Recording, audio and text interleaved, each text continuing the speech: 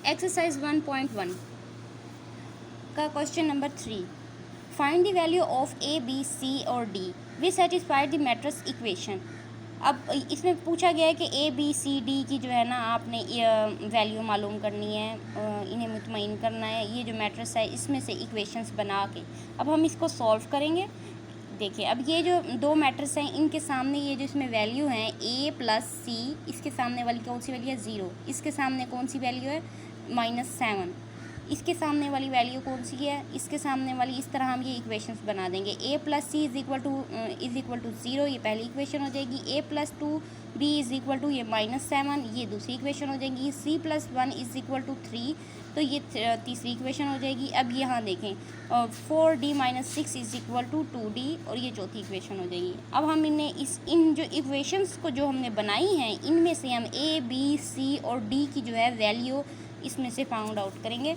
ये देखें आगे, देखें ये आगे मैंने सॉल्व करके रखा हुआ है फ्रॉम इक्वेशन 3। जो इक्वेशन 3 है वो बहुत सिंपल है, वी हैव, अब हम उसे करते हैं c - 1 इज़ इक्वल टू 3।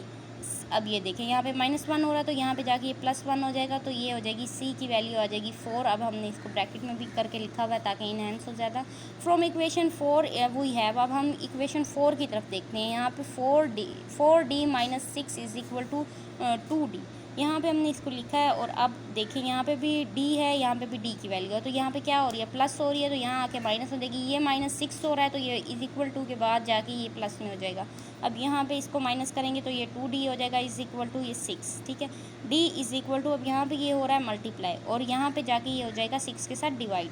जब 2 को 6, आपको पता है कि 2 3 6 होता है टेबल में, तो d इज़ इक्वल टू 3। अब इसकी भी हमें डी की भी वैल्यू फाउंड आउट हो चुकी है।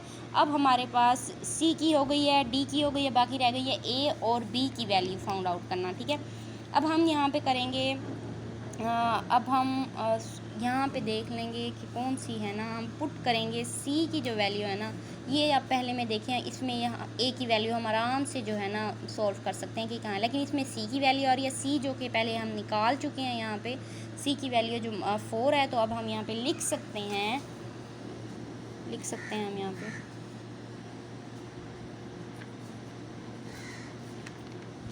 Put C is equal to 4 in equation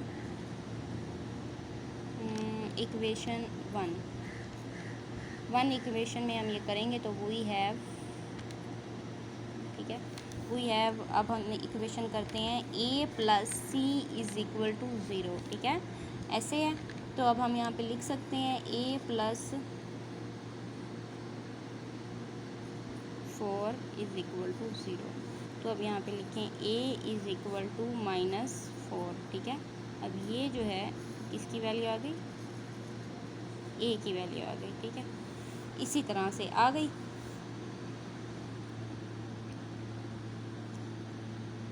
अब हमने पुट करनी है, अब हमें a की वैल्यू मालूम हो गई, अब हमने b की वैल्यू पुट करनी है। b की वैल्यू हमें मालूम होनी चाहिए। ये देख लें दूसरी जो इक्वेशन है यहाँ पे जो कि हमने बनाई थी इक्वेशन, तो a plus 2b is equal to -7, ठीक है। अब इसमें जो है b की वैल्यू आराम से पुट हो सकती है, जैसे ही अगर हम इसमें a की वैल्यू डालेंगे। तो अब हम चलते हैं इसमें a की वैल्यू डालते हैं, ठीक है।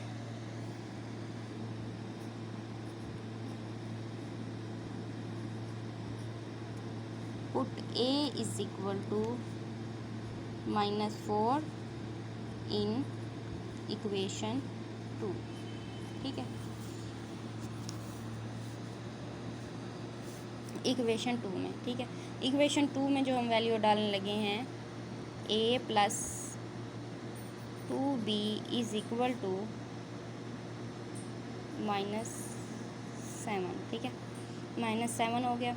अब यहाँ पे था -4 plus 2b is equal to -7, ठीक है। अब ये क्या हो रही है, यहाँ पे माइनस हो रही है, तो अब हम यहाँ पे लिखेंगे 2b is equal to -7 plus 4, तो यहाँ पे आंसर आएगा 3, क्योंकि प्लस माइनस माइनस होता है और अलामत बड़ी रकम की लगती है, तो यहाँ पे हम लगाएंगे माइनस, तो ये हो जाएगा 2b।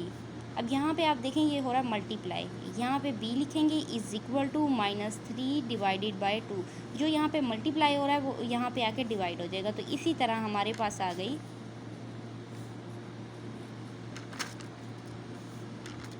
ये हो गई हमारे पास, सॉरी, b की वैल्यू। अब ये b की भी हो गई, a की भी हो गई, यहाँ पे हमने c की भी निकाली है और लास्ट में हमने d की भी निकाली है। तो अब हम यहाँ पे लिख सकते हैं कि a की value is equal to -4, b की value is equal to -3 divided by 2 और c की वैल्यू इज़ इक्वल टू 4, उसके बाद और d की वैल्यू इज़ इक्वल टू 3। ये हमारा जवाब है, आंसर। तो उम्मीद करती हूँ आपको अच्छा लगेगा। अल्लाह हाफ़िज़।